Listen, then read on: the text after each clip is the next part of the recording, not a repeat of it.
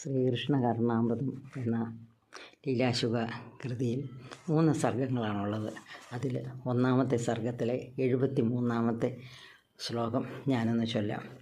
ചാപല്യസീമ ചപലാനുഭവൈകസീമ ചാതുര്യസീമ ചതുരാനന ശില്പസീമ സൗരഭ്യസീമ സകലാത്ഭുതകേളിസീമ സൗഭാഗ്യസീമ തദിതം പ്രജഭാഗ്യസീമ.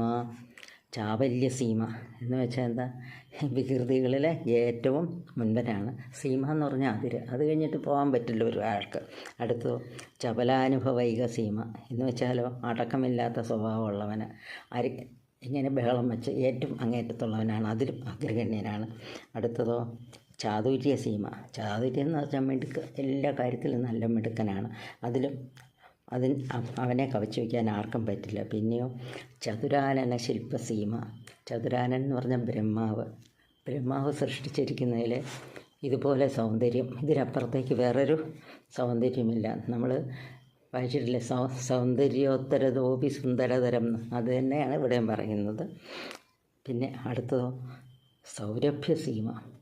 സൗരഭ്യം എന്ന് നമുക്കറിയാം, സുഗന്ധം.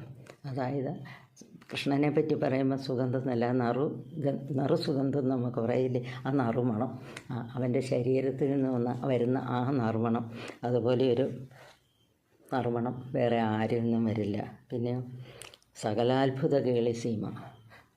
അതായത് അത്ഭുത കേളി, നമ്മൾ പറയാം അത്ഭുത ലീലകൾ, ഭഗവാന്റെ ശ്രീകൃഷ്ണൻ്റെ അത്ഭുത ലീലകൾ, ഇതുപോലെ അത്ഭുത ലീലകൾ ആടാനായിട്ടും വേറെ ആർക്കും സാധ്യമല്ല. പിന്നെ സൗഭാഗ്യസീമ.